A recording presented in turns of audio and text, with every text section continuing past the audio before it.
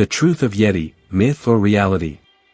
A huge footprint on the snow, length 33 centimeters, width 15. When British explorer Eric Shipton took this mysterious photo in the Makalu region of the Himalayas in 1951, the entire Western world seemed to come to a standstill for a moment. There was only one question on everyone's mind: whose foot is this? A human's?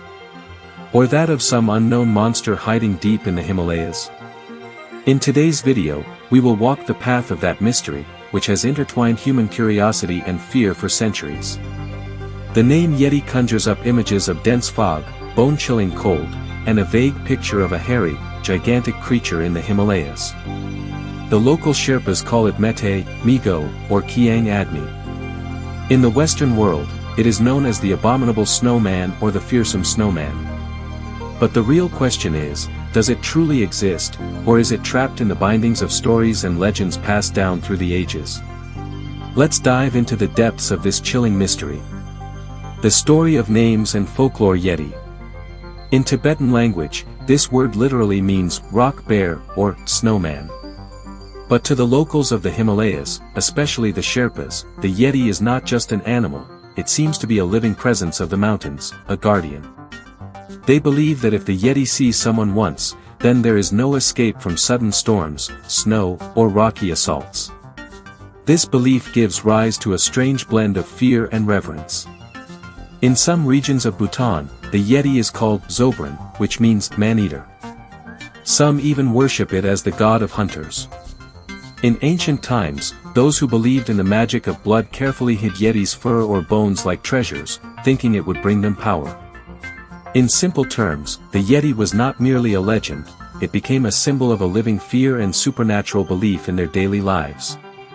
These stories were so intertwined with the lives of the Himalayan people that many likely lacked the courage to question the existence of the Yeti.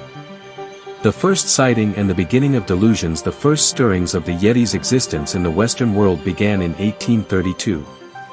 British naturalist B.H. Hudson, while rambling in the mountains of Nepal, was genuinely frightened upon seeing a huge footprint. He wrote in his diary, "The structure of this foot is not like that of a bear, but rather of a bipedal creature, larger than a human." His description created a tremendous stir.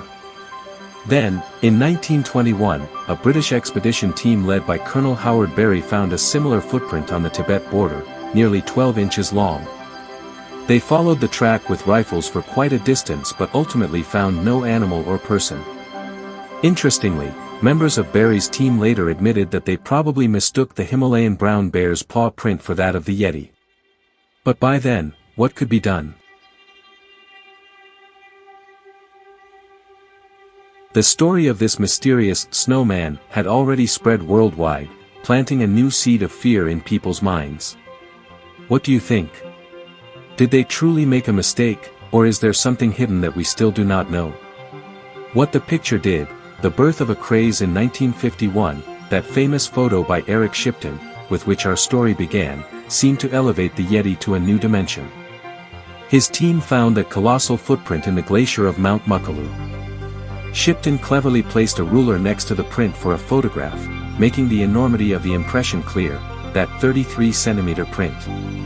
After this photo was published in London's The Times, a new craze emerged across Europe and America under the name of Abominable Snowman. Hollywood began making documentaries about the Yeti, television series were written, and even toy companies started producing plastic Yetis for the market. The Yeti seemed to overnight become a pop culture icon. However, amidst this frenzy, scientists began to counter the arguments. They claimed that paw prints on ice can melt under sunlight, becoming larger and distorted. Even small bear paw prints can assume such gigantic shapes. According to them, the print seen in Shipton's photo could very well belong to a Himalayan brown bear, which had melted into such a large form. The DNA war, science versus legend. After 2000, the mystery surrounding the Yeti intensified as scientists began utilizing modern DNA technology. Samples of alleged Yeti fur, bones, and even excrement were collected from various expedition teams and locals. In 2017, scientists from several institutions, including Buffalo University, conducted extensive research on these samples. The results were quite surprising. Most collected samples matched the DNA of Himalayan brown bears, black bears, or dogs. In other words, the purported Yeti's fur or bones actually belonged to known animals. Similar results were found in a 2014 study by Oxford University as well. These studies significantly weakened the powerful evidence in favor of the Yeti's existence. But this is not the end of the story. Even with specific evidence provided by scientists, the legend of the Yeti still persists in people's minds. The question remains, if all the samples belong to known animals, what do those huge footprints and repeated sightings suggest? Does the vastness and inaccessibility of the Himalayas still hide some creature that has evaded the eyes of science? Or is the Yeti merely a collective manifestation of human imagination and fear, quietly asserting its existence over centuries? Is the Yeti just a myth, or a living reality hidden deep within the Himalayas? This debate may not have ended yet.